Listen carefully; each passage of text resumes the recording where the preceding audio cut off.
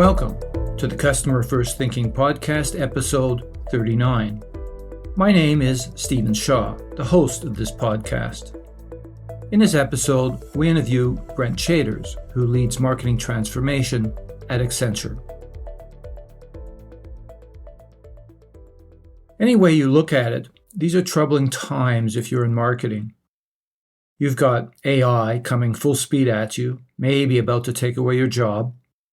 No one understands what you do, not your mother, your best friend, or most of the people outside of marketing in your company.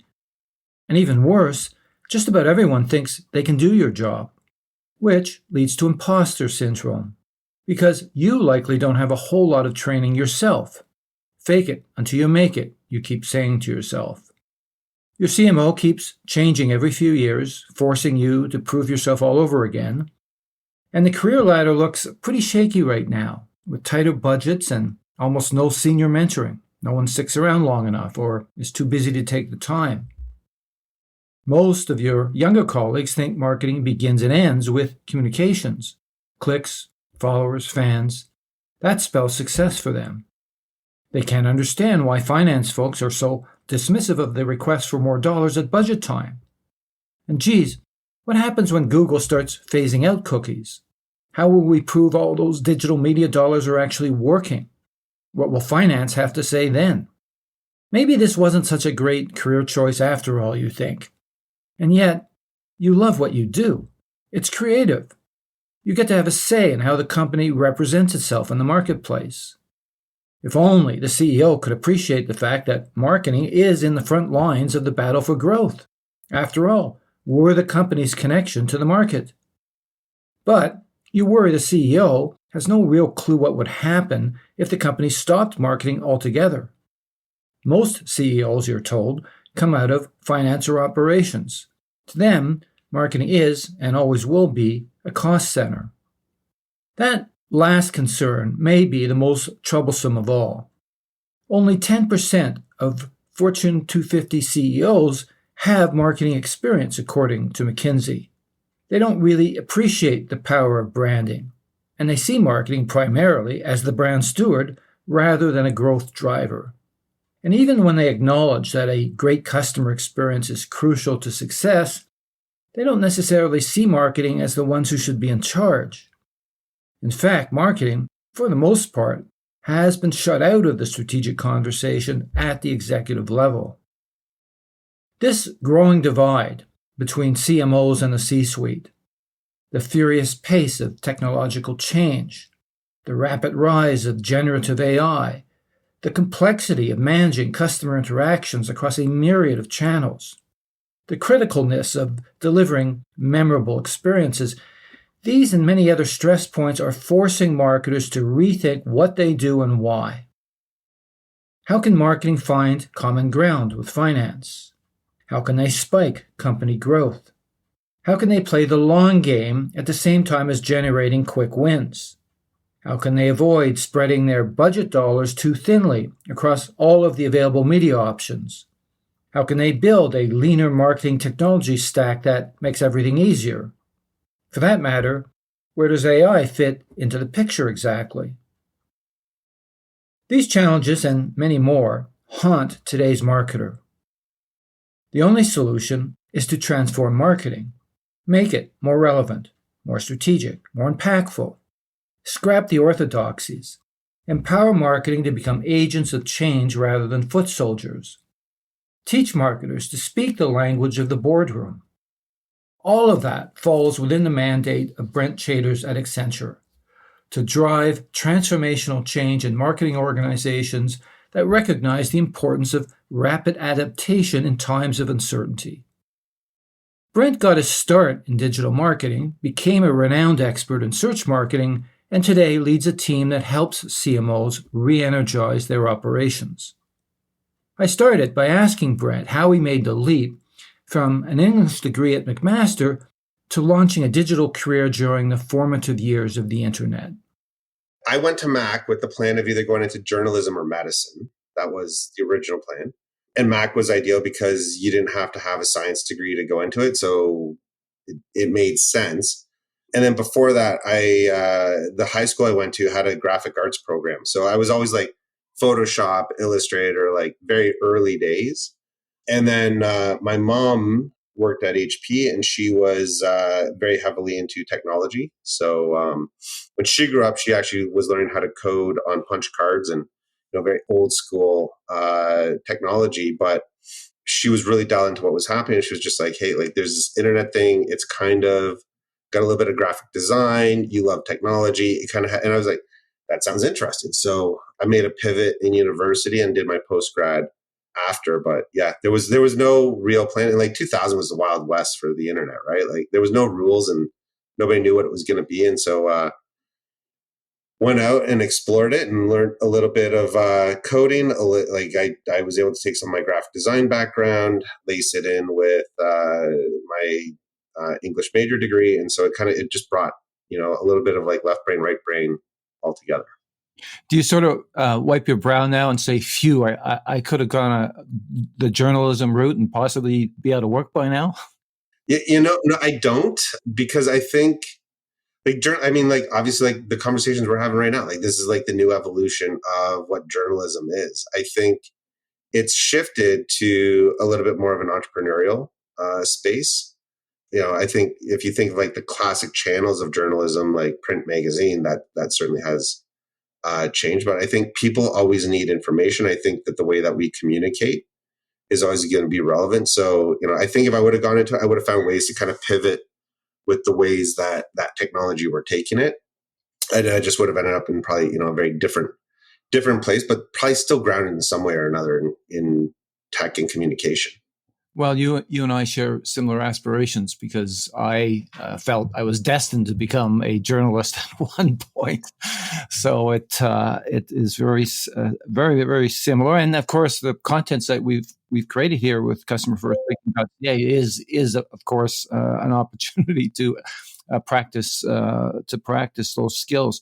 So you got started, I think, at HP, and you were there for quite some time, and moved on to Intuit. What kinds of lessons did you learn then, and that you have carried forward since those days that are still applicable? Both very good organizations. Intuit has quite a reputation for customer experience. What did you learn from those two experiences? Yeah, it probably comes down to some of the leaders that I had. Georgia Seavright, huge impact on my career. She was our VP for legal and corporate comms. So kind of like back in early 2000 when I started, they didn't know where to put these internet people. So they stuck me in IT, and they're like, hey, you know how to make web pages, so you know how to like run a web server. You know how to be a DBM. Like, I have no idea how to do any of this stuff. I figured it out, but Georgia, kind of took me under her wing in her group for corporate comms. And she's like, hey, you're that guy who knows how to do like animation and, do all this. Like, so we'd like to think about how we communicate to our employee base in, more interesting ways through digital technology. And, what she taught me was, as a leader, when you've got people with ideas and innovation, don't let like silly things get in the way. At one point, we wanted to do some video streaming. So some of our VPs to other VPs to show how our networking technology could like go coast to coast, and like you could actually talk over the internet, which clearly you can do now, but like back then that was like blowing people's minds. And she's like, "What do you need for that?" I'm like, "Well, like I gave her a list, and she called me up. She's like, "Well, I'm at a store right now. Like I'm gonna just buy this and expense it." Like, she just found ways to like make things happen.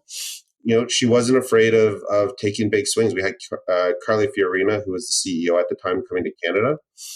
And she's like, "Do you think you could stream Carly?" And I'm naive. Like young me is like not realizing how big a deal that is. Like, absolutely we can. We kind of do like the first test, and we took down the entire network. I got a call from our network guy. He's like, "What are you guys doing?" Like, "Well, here's what we're doing." He's like, "Oh, okay, you need to do like multicast." Like I learned more about like what was required, and I learned about networking. But like the team came together to make the Carly experience excellent. And it was the first time she was ever like live streamed across the nation for an all hands, and like real time interaction. Like like that sounds like it's something so simple today, but like this is like pre YouTube. Like this is I remember stuff, right? So I would say what I learned there was the drive for innovation, like, when you don't know what you can't do, there are no breaks and there are no limits, and you kind of do what you can. And then, moving over to Intuit, Jeff Cates, who I had actually worked with at HP, was the CEO for Canada. What I learned from him was you don't have to just be like, I was brought in to be the digital marketing guy, but he allowed me to explore things like product marketing. It's where I learned core, like what I would call core marketing as well. So like we did like the first Super Bowl ads. I learned how those operated. We did the first mass marketing, and then I was operating as a business owner as well. So having ownership for P&L on a product line, new product introduction. So, I started to learn across that. And again, it's, like I think often we work with people, we think of them as, this is what you do, this is what you're excellent at. And we want them to continue to do that. But if you give somebody opportunity to expand, like they'll grow into the box that you create for them. So, I think it's more been about the leaders than the organizations. And then the last one, I would also say Gail Evans. She is now, I want to say CIO or CTO for Disney Parks. She was an EVP for us at HP globally. And she took a big bet on us. We were at that time, we were consolidating all the websites. We didn't think it was going well. I felt we needed to voice our opinion, and she gave us a platform to speak to the executive group. And we were able to have a very mature conversation that allowed us to pivot so that what we were building was right. And that was that was my first time being on a platform talking to other executives. And, I felt that she had my back. So, I think continuing to allow people to like elevate and rise up is just as important as well.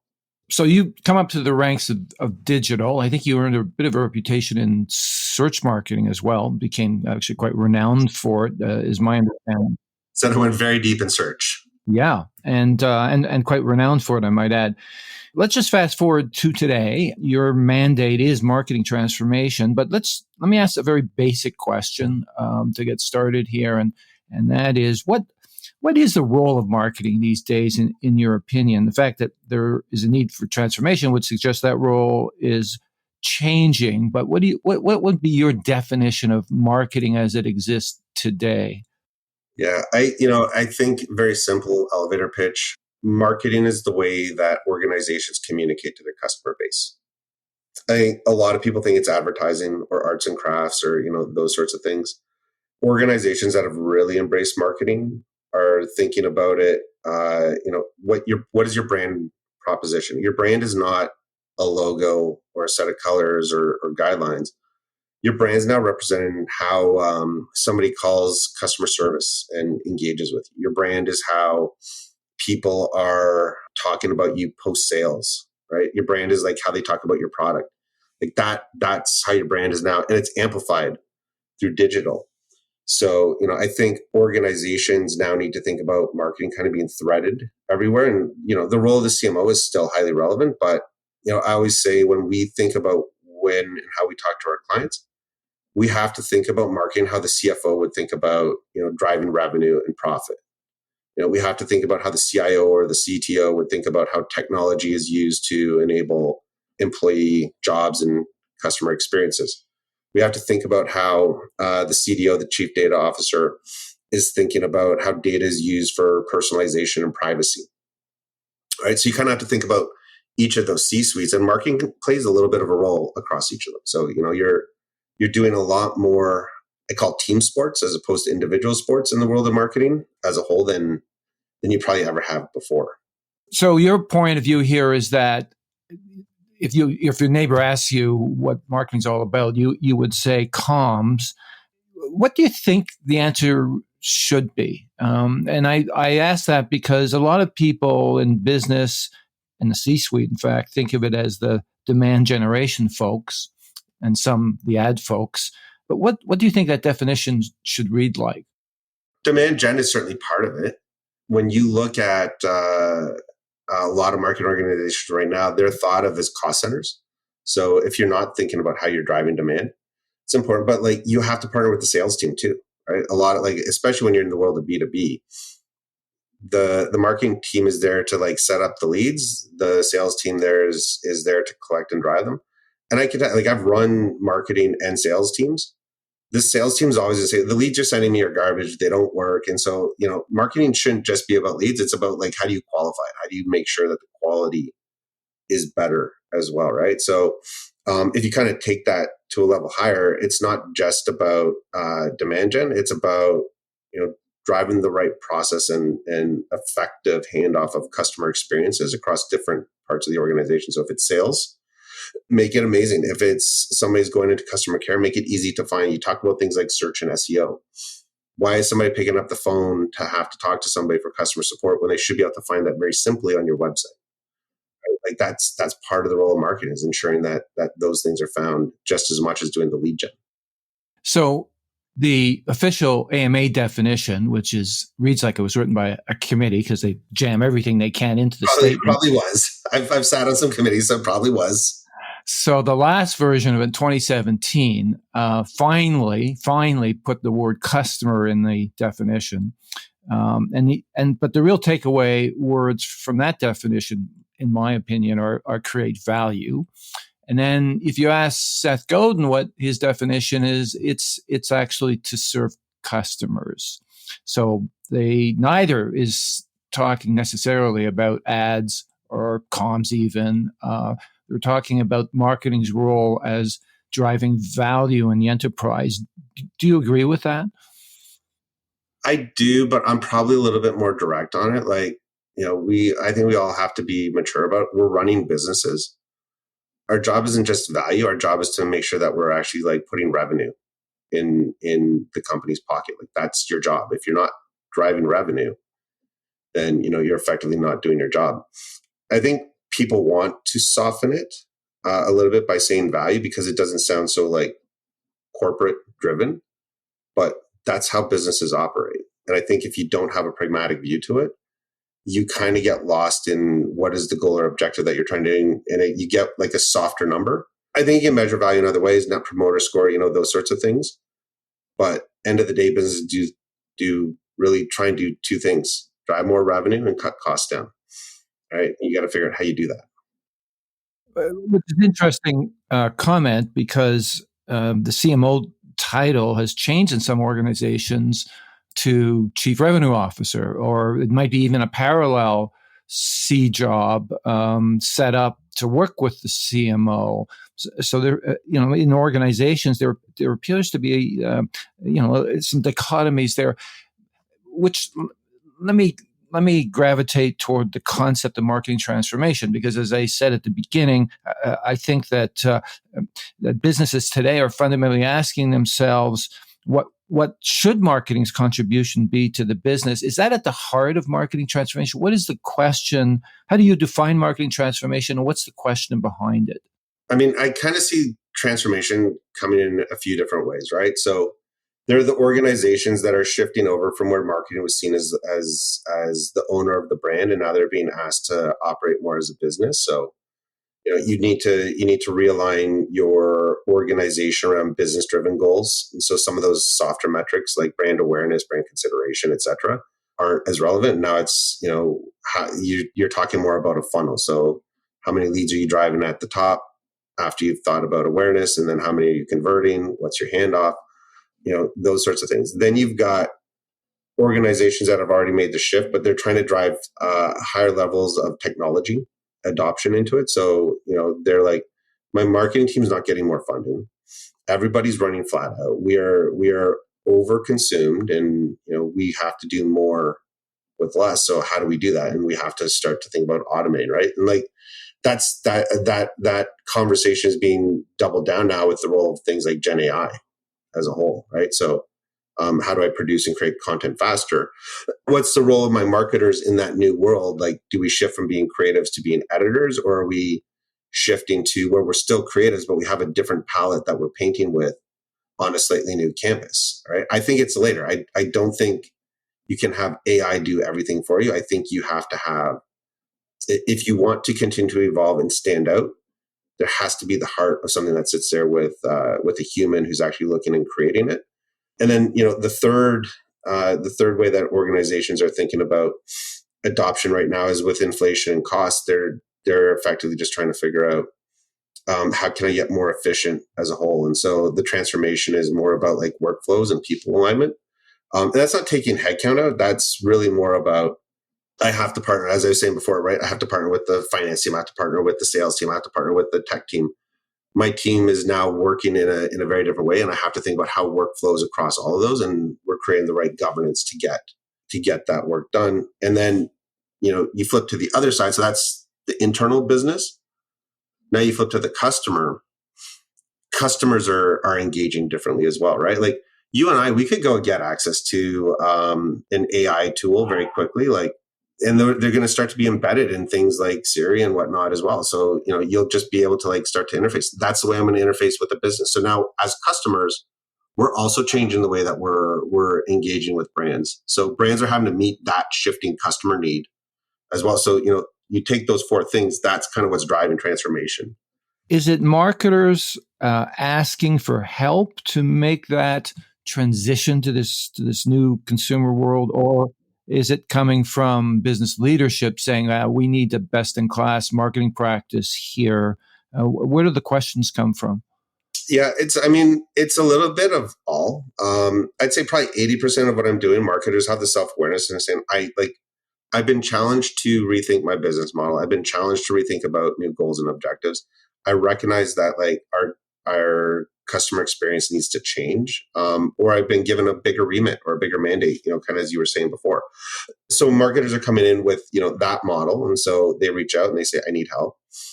Sometimes we're being pulled in from a VP or EVP of IT or technology who's saying, hey, like my group is highly digital. I now need to help get the marketing team highly digital. Can you help us bridge the gap between us owning the tools and them using it to drive activation? A lot of that was accelerated through COVID. Everybody had to get digital overnight. So you saw this like huge rise of like digitization. And then sometimes it's just driven by the businesses where they're saying, we got new targets we have to hit. We don't know how we're going to hit them. We need your help. Can you come and figure it out? Is the demand for marketing transformation going hand in hand with the demand for digital transformation? Yes, absolutely. That's a huge driver. And just go back to where the question is coming from, the kinds of businesses that are that you're being brought into. You mentioned B2B earlier, and certainly there were challenges there.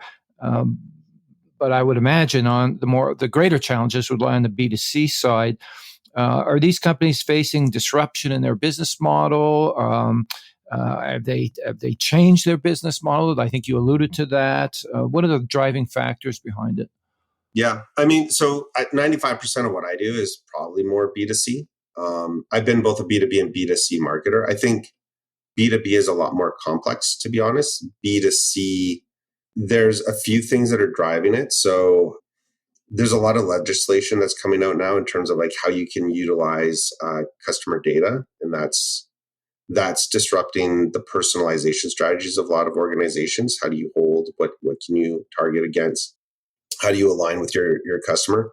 The other side to it is they're also recognizing that there's new technology that is coming out that they are going to have to adopt to as well. And then I think the third part is COVID really did change the way that consumers are expecting to engage with things, right? Like I'm sitting here, I'm still recovering from a bit of a cold, but like you sit here and you question like, why do I need to go see my doctor when I could just do like a quick 15-minute video conference and not sit in a room with a bunch of other sick people?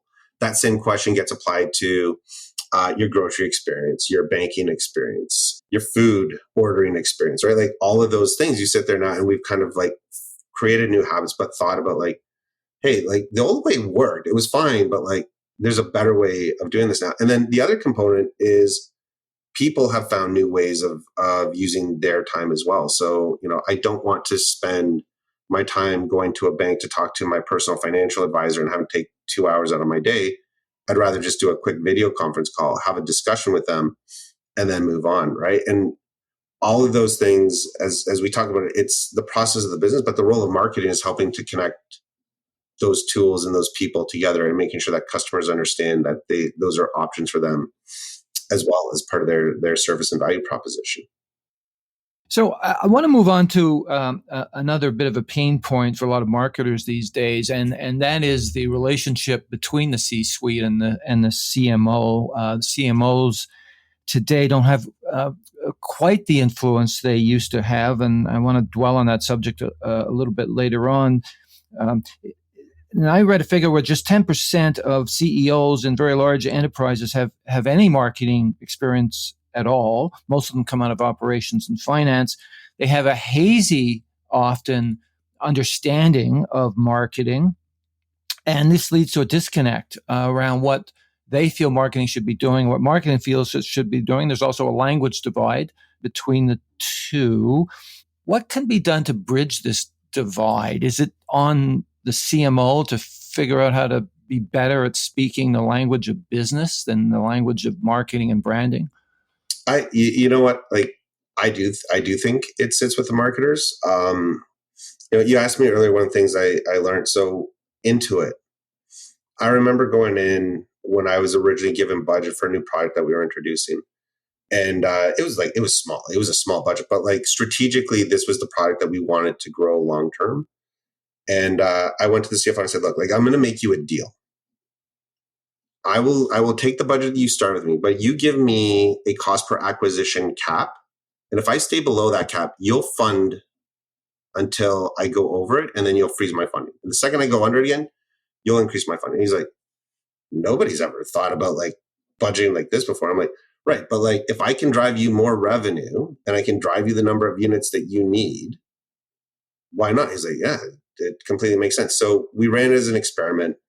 We went from, it was actually a $50,000 budget, so super small, and we ended up at 6 million at the end of a year, right? And it was just rapid acceleration and rapid growth. And what I did there differently was talking to the CFO with a financial hat on and a business acumen hat on, and our CEO was like, "We've never seen anything like this. Like, how do you take this now and go to like the UK and Australia and the other countries that we're looking to deploy, right?" And so it kind of became like the gateway of how we thought about driving new growth in new market units.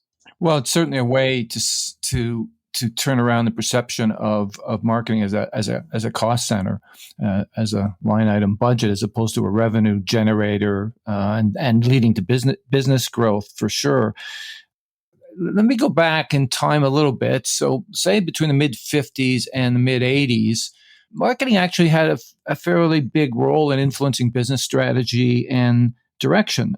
That doesn't seem to be the case anymore. Marketers aren't invited into the boardroom often. They're not even invited up to the executive floor that often.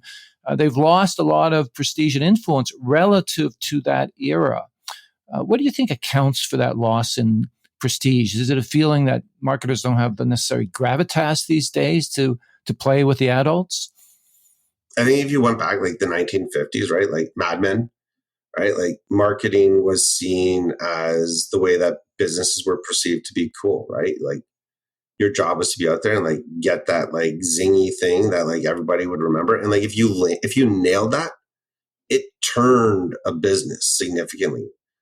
Going into the 80s, right? Like you talked about like Apple and like the iconic 1984 ad. Like Steve Jobs was like laser focused on that. Like, it's funny because like I think you're right. Like a lot of CEOs don't come from that marketing background. But then you think of some like the most iconic CEOs, and whether they were like core marketers or not, they certainly thought about like how their brand was perceived and like how their brand was being driven out there. And somebody like Steve Jobs, like I think he was another one who like he brought together like that thinking of like creative and technology together, and he was just really good at like driving the value proposition. The iconic, it's a phone, it's a music device, right? It's like all these things in one, and it's one device. And then people are like, "Oh, that's so cool." Like showmanship, like that was all a part of marketing. And I think, we've lost a little bit of that flair to it. I think part of the challenge now is like it's so saturated, marketers can't keep up with all the channels. Back in the day, you won on billboards and TV and radio. The end. Now, hey, there's threads that like we've got to figure out, like, should we be on it or not? There's some new whatever that comes out, and then somebody shows up and says, like, is VR, like, is that a challenge that we want to be in? Do we want to be in like e-gaming? Like, how do I show up for all of these different things as a whole? And, I think the explosion of channels has kind of diluted the creative, but then there's still like creatives like Ryan Reynolds. Like, I think that dude, does a great job of capturing whatever the zeitgeist of that moment is, and like just pushing stuff out, right? It's like, oh, Mr. Big died, spoiler alert, on the reboot of Sex and the City. And then he's got like a Peloton, commercial with like the Peloton girl on it as well. And like, he just kind of captured everything that was happening in that moment. So he's doing a great job of like creating what I think some, like, when you think about the classic markers of like the 1950s from a creative perspective. But yeah, I mean, as a whole, I don't think they're being invited to sit at like the true C-suite table as much as they used to be. And I'm wondering, and your points about creativity is a really good one, because people are generally feeling in the business that there's been a dramatic loss in the creative innovation, because largely of the shift to performance marketing and the lack of attention to long-term brand building. I mean, there's a whole argument around that. I want to come back to that subject because it is kind of key. But the other thing that I think holds marketers back is, it's interesting that in your LinkedIn profile you reference yourself as a chartered marketer. I read where just 35% of marketers in Canada are formally trained. Just 35%. They're what people call accidental marketers. In fact, we may be the only business discipline that doesn't insist on some sort of formal accreditation beyond having an MBA. Is that because in business, again, marketing is seen as something anybody can do? Yeah, it's funny. I had this very same conversation with a colleague, and he made this statement, and I kind of laughed at it. It was so true. He's like, marketing is the only industry where like some Yahoo can come from anywhere in the organization, be like, I could do marketing. Like, somebody can show up from finance and be like, I could do marketing. We're talking about it. It's like, well, why is that? Well, like, why is that a perception? Like, why do people think they can do that? And I do think part of it is like, people think it's like, I call it arts and crafts. Like, they look at it and they're like, well, I could come up with an ad. I could come up with an idea. And it's like, you might be able to come up with an idea, but to take the idea to execution, that is something else. And the other thing too is like, it's like anybody can go into a room and be like, I'm an interior designer. Like, I could figure out like what I want to decorate the room with, but like everybody walks in and like, oh, it's not my taste. It's not my style. So like, the art of marketing is not the ability to create the craft, to create the ad. The art of marketing is to create something that, like, it's not whether you like it or not. It's the thing that's going to resonate with the largest potential audience, and then understanding what that audience needs is. It's the thing that's going to drive dialogue and conversation with people, right? Like, that's where, like, I think that separates like the marketers who truly know their craft versus the randoms that show up thinking that they can do it. So I'm going to cite another disturbing figure, which is that CMO tenure is at its lowest, I think, in a decade, something like 3 years. What accounts for this level of churn? Are CMOs set up to fail due to the unrealistic expectations of the C-suite, or their lack of understanding of what marketing's contribution is? Are they merely scapegoats for slower than expected growth? What accounts? I mean, this is the lowest tenure of any C position in the enterprise. Yeah, I'm gonna throw a different way of thinking about that stat back at you as well, right? Because I think there's a couple of different ways. Like, what the stat doesn't tell us is, are they being fired or are they moving into different jobs? So, I think it's a blend of CMOs are coming in, and the CMOs that are excellent are in high demand, and they get scooped up quickly, and they move into other roles. In my job in Canada, like, I've got good exposure to like the Fortune 500 C-suite of CMOs, and a lot of them, their tenure is definitely a lot longer than what that stat says. And then the ones that I know that have moved on, at least in Canada, one of two things is kind of happening. They're either moving on, or they're moving into either a global or into a US company in some cases. Or in other cases, they're moving out, but they're moving to a competitor as well. So there's a lot of like self-directed. And then I'd say of that mix, maybe 10% are exited without like any sort of plan of where they're going to next. It was more like a business decision on it. And usually when that's happening, it's because the business is realigning like what they're thinking of marketing as a whole, right? So it's and most of it is driven where it's like you're seen as a cost center, and the marketing group has not made that pivot to be able to articulate the value. So it kind of goes back to like the CEO doesn't really understand what marketing is doing. So then they start to get frustrated. And then the CMO is like, oh, look at the ads, look at the TV, and they're like, but like, what is it doing for my business? And they can't articulate it. And so eventually the CEO gets tired of it. And you see this like changeover. Well, absolutely. It is this inability on the part of most marketers because they're not trained in financial jargon or financialization. They struggle to explain their contribution because they can't actually point to a connection between the KPIs that they live by every day and what the CEO cares about. That seems to be still a major problem for marketers, not being able to prove ROI. And I think that goes back, like if you went back in time, like, you went back to the 90s and before, CPG was kind of seen as like where the best marketers came out of, right? Like everything. Where they did come out of, yeah. Yeah, right. Like it was like if you were a P&G person, you were like gold. And, Kellogg's, you were gold. Like you were like, they were machines at building what was perceived as marketing. And like they really set that high bar for a long time. And then, I think through the 2000s, you start to see this like rollover where it wasn't just about packaging and brand and product.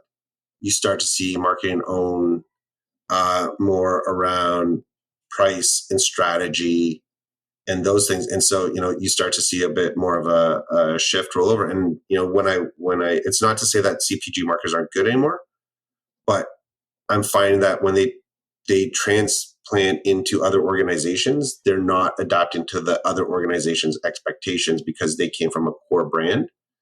Whereas now I think there's more of an expectation of like a classic MBA business operator in that role. Absolutely. I had the chance to interview David Kincaid from Level 5, who you would know, and he bemoans the fact that there's been a real loss of brand discipline in a lot of companies. They were schools for marketers for a very long time, and no longer are. So absolutely. I want to move on a little bit to some of the challenges that marketers face today. The CMO of MasterCard came out with a book called Quantum Marketing, where he says quite bluntly that marketers are facing an existential crisis, as he calls it, for many of the reasons that we've been talking about here on this interview. Is the main challenge for marketers today, and you've been referring to it, the fact that there are so many more media channels than there were before? Is it the mere complexity of having to manage across those channels, manage budgets across those channels? Is the whole exercise in media planning now really more an exercise in throwing darts than anything?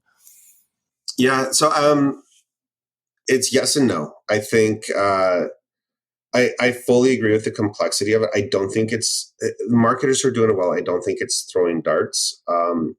I tried to explain this years ago in a book I wrote, and I don't think I did a good job, but I'm going to stick to the analogy anyways, is that I think before, marketers need to think two-dimensionally, like, channel and message. That was it. And then on top of that, there's segments. And, the channels have got more complicated. So you're not just thinking in two ways that have got more complicated, but you're also having to think in a third plane as well. And then on top of that, you've also seen a heavier shift to always on marketing. So there's the big brand stuff that's happening, and then there's the always on, and then the demand that sits on marketing has gotten more complicated. I think what's happened now is that marketers are trying to do a lot more. Technology is helping them do some of that. Data is helping do some of that. And then when you talk about throwing a dart at a board, a marketer who's doing a really good job has the right tools wrapped around them. So they have access to the right data and they have the ability to drive scale. So like I can go and target an individual. We did a project once with a client, and just for the sake of seeing if we could like target just them and nobody else. So like true one-to-one through targeted web ads, we were able to get down to like that individual level. Like if you put enough time and effort into the right data and the right technology platforms, I could sit there and like really target, down to an individual. There's a great story about a guy who was a marketer, and he did retargeting to his roommate. He played the long con on him, and it like went over weeks. And finally the guy broke down and goes to his roommate. He's like, I don't understand like why they think I'm into all this weird stuff. And there's like, this is like always showing up. And he was like, hey man, that was me. And like, I've been using all these platforms to just target only you and, and nothing else. But like there is that capability. And the fact that like it was an individual doing that, it's not complex technology. You don't need big enterprise stuff. You just need to be very smart in terms of how you're implementing. But so let's just talk about how marketers organize themselves. And many organizations, because of the very things you're describing, you have now specialized functions that go deep on a particular channel, whether it's social media or search or and they're all battling for their own slice of a budget, which isn't increasing a whole lot year over year. Is there a need here to reorganize marketing so that there's greater cohesiveness, that in fact there's a greater impact, that there's a greater ability to prioritize where those next dollars should be spent? Yeah, I mean, I've been working with organizations for a long time. That's been a problem for at least like the last 5 or 6 years, and ultimately, like this will be a very simple. It's not as simple as this. It's a much larger, complex organization transformation. But you effectively look at like how you shift from like single channel to orchestration. So there's usually somebody who would come in and own that orchestration layer, and their job is to partner with. There's usually like a data team who's running some sort of like marketing mix modeling and other data analysis across things. They'll have their various different channel activators that will be engaging. When you do your marketing mix modeling, there's kind of like a tops down and bottoms up. So bottoms up, like I'm getting real time data feeds from like social media, paid search, et cetera, to see how they're performing to tune it. And then the bottoms down, which is like you've got your TV, your out of home, your mass, that kind of sit there from a long term, and you're trying to kind of tune the system. But that orchestration layer is what organizations are effectively driving adoption to solve that very specific problem as a whole. So cross-disciplinary teams being set up to manage whether it's campaigns or aspects of the customer journey. Is that what you're seeing? Yeah, I mean, it's that, and there's so we're going to go really deep down the rabbit hole for a second. There's kind of a bunch of factors in this. So there's how your organization is aligned internally. So there are people who own that. Then you've got your agency partners. And then in some cases, some organizations have internal agencies as well now. So now it's not you're not just talking about like, how do I coordinate with like this little team? It's, I've also got a team that's out buying mass media. And then I have an agency partner for digital channels. And then maybe I also have an internal agency that's creating on-site web banners and ads and whatnot. So you're not just talking about individual people, you're talking about like groups of people that you have to coordinate against. And then, what organizations are having to do is figure out, how do I bring all of them together? And so I'll work with them to define their operating model of how each of them are coordinated, how it is governed. And you go from like annual planning. So what is the big campaign? What are the big things that you want to do? All the way down to like, what are your campaigns through the quarters, the months, even sometimes down to like the days as well. At Intuit, I ran on a daily, like I could tell you how many units we would sell of a product based on the day of week, the month it was in, and what offer we were going to put out. And I'd be plus or minus probably 5 units. Like there was that level of rigor to what we were doing. And organizations are now having to like get down to like that kind of science on things, but you have to coordinate across all those different channels. So, when we talk about orchestrate, it's not just like planning, it's coordinating all of those different people, all those different teams. So when you think about briefing somebody in, everybody's got to be at the table. When you're talking about strategy, everybody's got to be at the table. And then how you get executed, that has changed, because now on top of that, it's not just like set it and forget it. It's okay, we're 1 week in. How are we performing to what our plan was? If we're not, why? What do we need to change? Okay, hey, search team, I need you to ramp up, and we're gonna like take down from social. I'm gonna shift some of my paid TV budget, and then I'm gonna do whatever else. Like you've got this person who's kind of quarterbacking it now, and in real time, shifting and adjusting budgets. Whereas in the old days, pre-digital, once you made your buy, you made your buy. There was no like going back. You were pot committed. But like now, there's this like tuning that happens. So it's a very complicated, complex machine that has to happen. And organizations that land it drive performance. Organizations that don't miss out. Well, I think largely what you're describing is best practices around performance marketing, the sort of longer term brand building exercise. It seems to be a tougher argument for marketers to make these days, because the demand is to show results today, not next year, right? It is, but like, I mean, again, so when I was at Intuit, we were launching new products. Conventional wisdom would have said you start with like big mass, like you need to get people aware of the product. We started at the bottom of the funnel and we worked our way up. And the thinking was run it for performance, run it like a startup. So as you build your funnel out and you build the perfect machine to like drive revenue, eventually you hit a point where like, I'm not getting any more people into the perfect mousetrap. I need to go wider. Now I need to turn on the faucet for a TV ad or a radio ad, or buying out a home bus stop or billboard or whatever else, or sponsor a hockey team or whatever it is you need to do. But like we worked our way up to it instead of starting with like big blast. Now the advantage to that too is it's a new product. So as people came in, we could also see like, are you loving the product? Like, are you an advocate for this product? And if they weren't, we could like slow the tap down. You go the other way. Once it's out there and people hate the product, you're going to get brand activation, but you're going to get brand activation now and not the way that you want it. People are like, this is garbage. I can't believe like a company of that like stature would like put this out.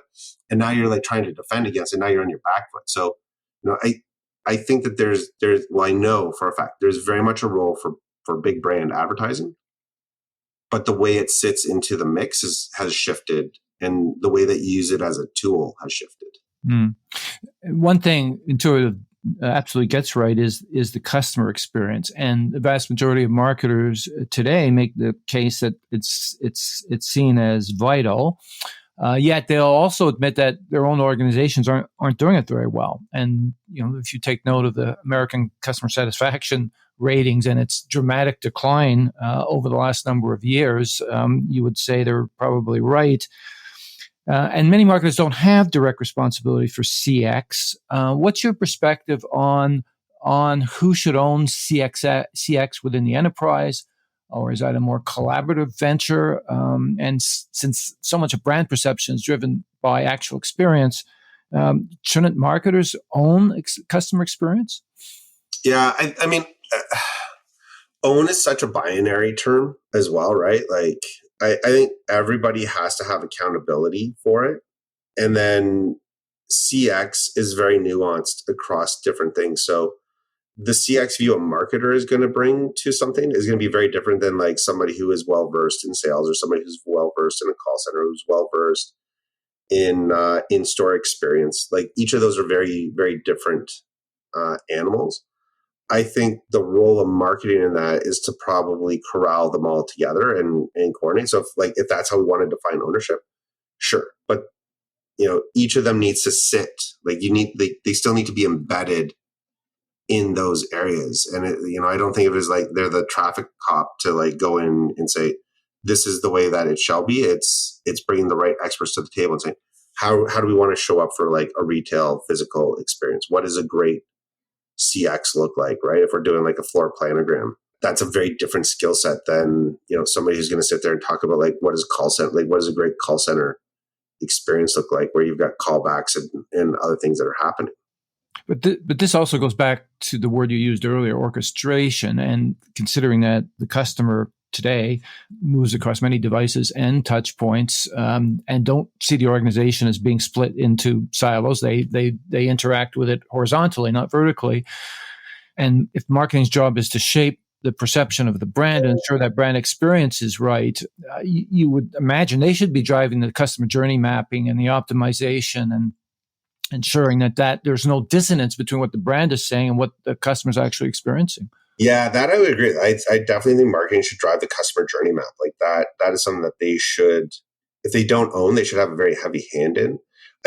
I think, I guess part of the reason I struggle with it right now is like, I'd say probably 98% of marketing organizations just struggle to like remove the walls within their own group as a whole. Like they'll often, bifurcate by like lines of business. So if you think of like, I think every bank probably out there is this way. So, if you're coming in to get a credit card, you're treated as if you were only there for a credit card. There is no way that you could possibly be thinking about getting a mortgage with us as well, which you might be doing. And there is no way that you could be thinking about getting a loan. And there's no way you could be thinking about setting up a bank account for a kid that you've got. Like each of those are, and like they're, as a marketing organization, aligned to each of those different streams and experiences because that's how their P&L is stood up. And then from a customer experience, marketing operates that way. Same thing happens in retail, right? You take all the different categories that sit in retail and they're going to drive their portfolio for what they're trying to do. And they're not competing with each other, but they're also not collaborating with each other. And so, it ends up being a very disjointed experience. So like marketers can't even get their own house in order. I wouldn't try and impose that onto the enterprise until they can like fix their world. Well, and this is the point I think we started talking about at the top of this conversation, which is business transformation moving in lockstep with marketing transformation. Because really, if you remain a siloed organization, it is going to be very hard for marketers to accomplish what they need to do. And the other challenge I just want to ask you about this is there's always been sort of this bias, I'll call it, this overweighting of acquisition versus relationship management. It has been ever thus. When the concept of relationship marketing came into being in 1983, the observation was made then that there wasn't a proportionate investment in customers versus trying to expand into other markets. And it seems to me it remains the case today. And doesn't CX line up with the argument that, hey, maybe we should be investing more in our existing relationships? Yeah, I mean, that is one that drives me nuts. There is nothing worse when you're thinking of everybody as if they're a net new customer. Your in-base marketing is huge. And if you really build, like when you talk about building that funnel, I think because you're measuring that funnel and you're just thinking about like the outcome, you forget that like it's also an opportunity to like develop a relationship, right? Capture an email, capture a phone number, capture a mailing address. That becomes a way that you evolve the relationship. But then the next time you reach out to them, you should be acknowledging kind of where they are. And I think as marketers as a whole, we've kind of lost that narrow view on things. And I'll raise my hand. Like I sometimes like when I was an applied marketer, there were times where I'm just like, we just got to make it rain. We just got to bring in the results. And if that's a blast to the base, make it happen. You sometimes, because you're in such a grind to get it out, you lose track of like stepping back and saying, hold on a second.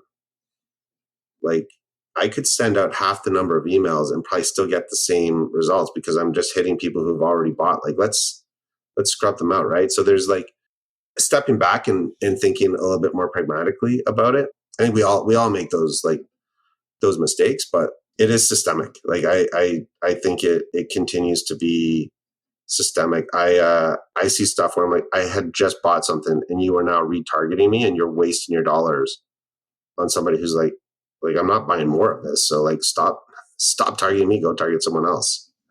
So which brings me to another point, and one of the other challenges we haven't talked about yet is that marketers have now less than a year to prepare for the loss of cookies. It's going to be much more difficult to manage the funnel, the very things you've been referring to through this conversation.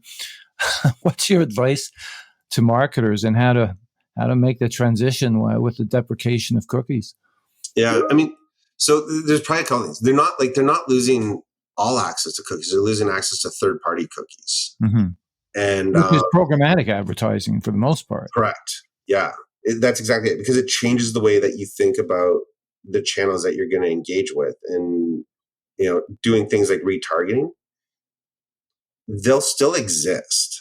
Like, the big players out there are creating ways to pass customer data along instead of using, like, you're going to drop a first party cookie, you would pick it up, and then you would use that to target within your own ecosystem through a partner, that individual. So there's some technology shifts that are going to happen underneath to still enable it. And organizations that are making those shifts, they'll be ready for it. But at the same time, there's also going to be like a drop in numbers. Like, if you as a marketer are not prepared to see a drop in like performance, right? Because we're not going to see the results come in. They'll just disappear into the nether.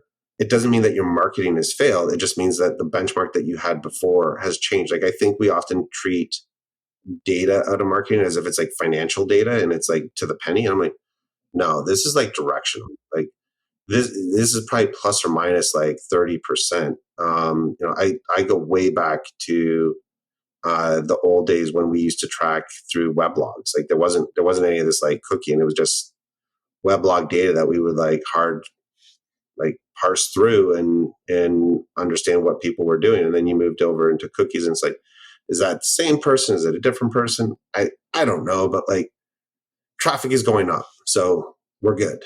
Right.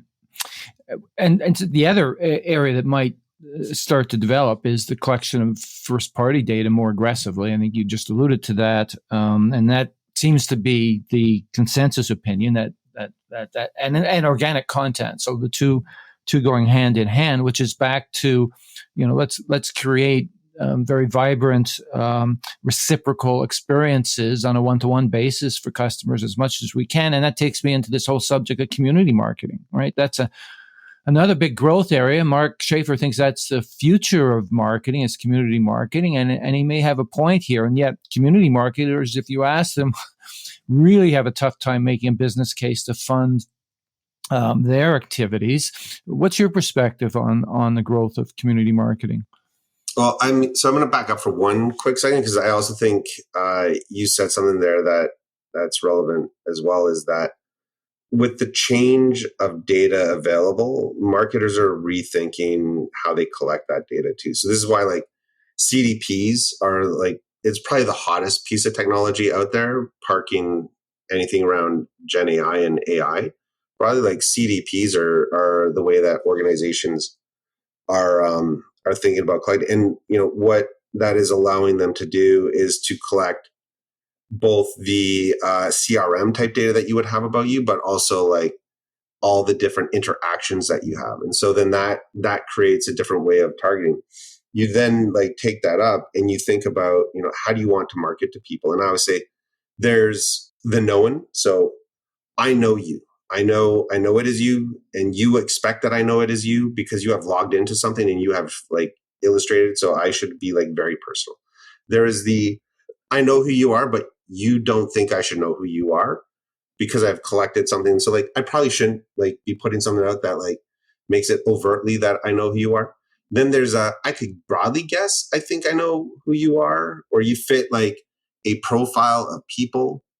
And then, I will target you. And then you kind of like, and each of these circles kind of like extends and extends and extends until you get out to like just broad mass, where it's like, I don't know anybody from anybody, and I kind of don't care. And I'm just putting out like a general message. So, when you start thinking about community marketing, I think the same things start to apply, where you've got to figure out like, how do you want to engage? What is it going to look like? And then how targeted or not targeted are you going to be?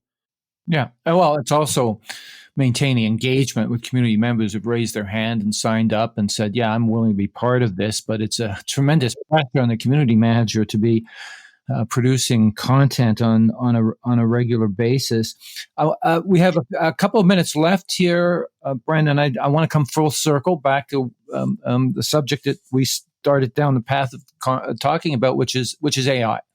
And we're early days, really, and there certainly is opportunity for this to be a boon for marketers, whether it's creating efficiencies, generating lower level content, and on and on and on. From a customer service perspective, it has a lot of clear advantages. And the other big thing that we talked about is eliminating the complexity of it all.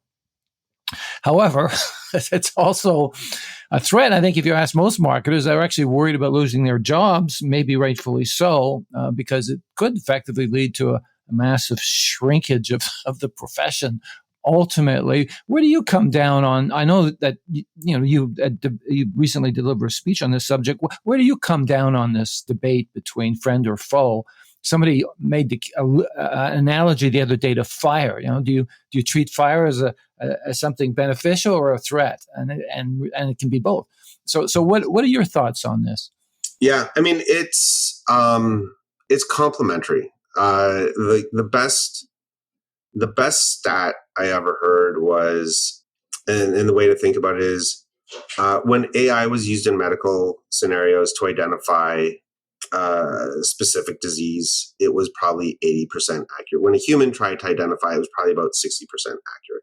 But when you used human plus AI, it was 98% accurate, right? So I think the same analogy, I think, applies to what's going to happen with marketing. You're going to use AI to accelerate and to do certain activities.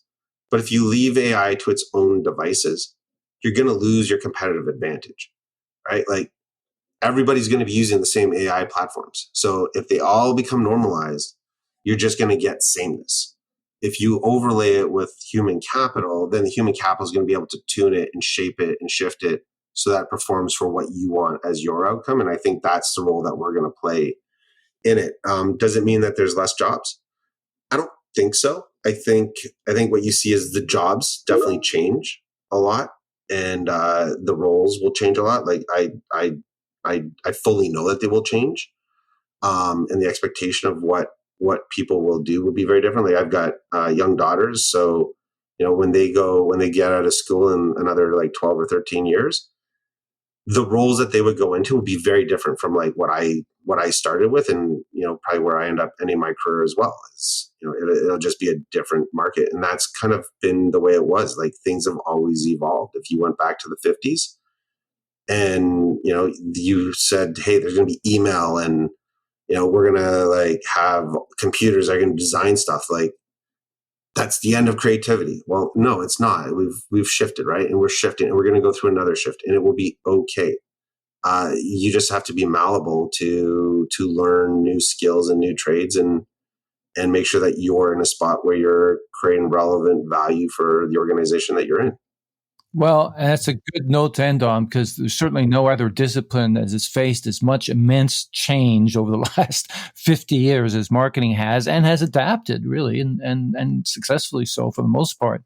I guess where people are concerned now is the transformation ahead of us is going to be so profound that it's hard to predict how it's going to look on the other side of it, if indeed there is ever an ever side of it, the way things are going. So there's never another side. It just goes. It goes forever.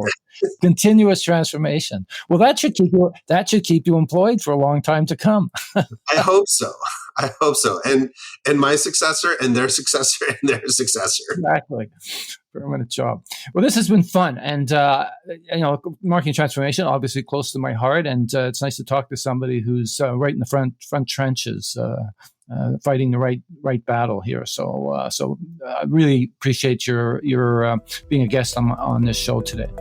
I appreciate being here, Steve. Thanks for the invite. That concludes my interview with Brent Chaders. As we learn, marketing is going through an identity crisis. Neither the CEO nor the CMO can agree on the role of marketing. It is a discipline that is widely misunderstood and barely taken seriously anymore. Maybe marketers have to accept most of the blame, never bothering to become literate in reading a balance sheet, but also because advertising doesn't drive business results the way it once did. So, marketing is increasingly viewed as a marginal strategic player, incapable of connecting what it does to top-line revenue. Responsible for obeying corporate marching orders, not deciding on the direction to go. Yet, in the turbulent years ahead, as businesses are rocked by the massive disruption to come, marketing has an opportunity to serve as the lead navigator of change, but only if marketing embraces the need for change itself. You can find past episodes of this podcast on customerfirstthinking.ca, where you'll also find articles, strategic frameworks, video, and more on the transformation of marketing. In closing, a big shout out to my friend and colleague Justin Eacock for his contribution to making this podcast happen. Until next time, thanks for listening.